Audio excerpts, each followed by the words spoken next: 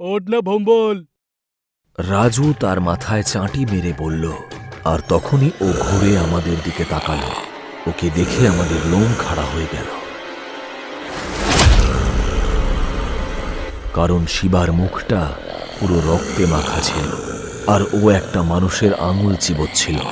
ওর হাতের দিকে তাকাতেই ওর হাতে দেখি আর একটা কাটা হাত আছে। সেই হাতের আবার 3টে আঙুল শিবা খেয়ে ফেলেছিল। বাকি 2টো আঙুলও শিবা গাজরের মতন চিবিয়ে খেয়ে ফেলল। এসব দেখে আমাদের 3জনের চোখ ছানা বড়া হয়ে গেল, আর আমরা হাঁ করে ওর মুখের দিকে ভয়ার্তভাবে তাকিয়েছিলাম। এই ভাই, তুই ওটা কার আঙুল চেবোচ্ছিস? হ্যাঁ? আমি শিবাকে জিজ্ঞেস করতেই ও শয়তানের মতন হাসি শুরু করলো, আর ডান দিকের ঘরটার দিকে আঙুল দেখালো।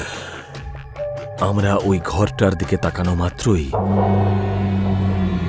ভয়ে আমাদের বুক কেঁপে উঠল, কারণ ওখানে আব্দুল হাত কাটা অবস্থায় রক্তাক্ত হয়ে পড়েছিল। শিবা তখন আব্দুলের হাতটাই খাচ্ছিল, যে হাত দিয়ে আব্দুল শিবাকে চড় মেরেছিল। তার মানে শিবা আব্দুলকে মেরে ফেলে ওর হাতটাই চিবোচ্ছিল। যা দেখে আমরা সবাই খুব ভয় পেয়ে গেলাম। তখনই শিবা চিন্টুর পা ধরে টান মারল, আর চিন্টু মাটিতে পড়ে গেল। শিবা চিন্টুর বুকের উপর বসে ওর মাথার চুল খামচে ধরে বেশ কিছুটা চুল টেনে ছেড়ে দিল। চিন্টু যন্ত্রণায় চিৎকার করে উঠল। মাথা থেকে তখন ওর গলগল করে রক্ত পড়ছে। শিবা চিন্টুর মুখের ভেতরে ওই চুলগুলোকে ঢুকিয়ে দিল, আর ওর গলায় সজোরে একটা ঘুষি মারল, আর চিন্টু যন্ত্রণায় ছটফট করতে লাগলো। তারপরেই শিবা আমাদের দিকে তাকালো। আমি আর রাজু ওইখানেই দাঁড়িয়ে সব দেখছিলাম। আমরা এতটাই ভয় পেয়ে গিয়েছিলাম যে আমরা সেখান থেকে নড়ার মতন অবস্থায় ছিলাম না। আমি আর রাজু পালানোর জন্য দরজার দিকে দৌড়তে শুরু করলাম, কিন্তু যেই দরজার কাছে পৌঁছলাম দেখলাম শিবা সেখানে আগে থেকেই দাঁড়িয়ে আছে। মাথাটা বেঁকিয়ে ও আমাদের দিকেই তাকিয়ে রয়েছে, আর বিড় বিড় করে যেন একটা মন্ত্র জপ করছে।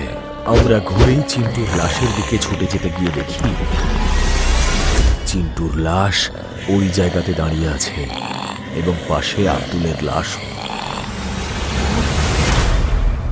ওরা দুজনে আমাদের দিকে তাকিয়ে হাসছিল। আমরা পেছনে ঘুরে দেখি শিবা আমাদের পেছনে দাঁড়িয়ে রয়েছে। রাজু হাত জোড় করে মাটিতে বসে শিবার কাছে কাকতি মিনতি করতে লাগলো। শিবা প্লিজ, আমাকে ছেড়ে দে ভাই, আমার ভুল হয়ে গেছে, আমি আর কখনো তোকে বিরক্ত করব না, প্লিজ ছেড়ে দে আমাকে শিবা। রাজু কিছু একটা বলতে যাচ্ছিল, ঠিক তখনই শিবা রাজুর মুখে একটা লাথি মারল, এবং ওর মাথাটা নিজের পা দিয়ে চেপে ধরল, আর ওর মাথাটা পুরো থেতলে দিল। আমি আমার মুখের ভাষা হারিয়ে ফেলেছিলাম, আর ভয় থর থর করে কাঁপছিলাম। আমার মনে হচ্ছিল আজই আমার শেষ দিন, শিবা আজকেই আমাকে মেরে ফেলবে।